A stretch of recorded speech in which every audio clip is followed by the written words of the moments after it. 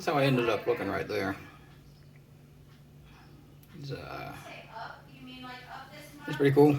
So there's one I printed before and had a power failure, and I was printing it almost 100% infill. So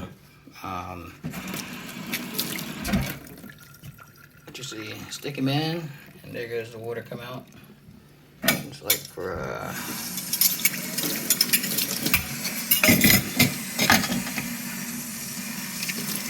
he's cute.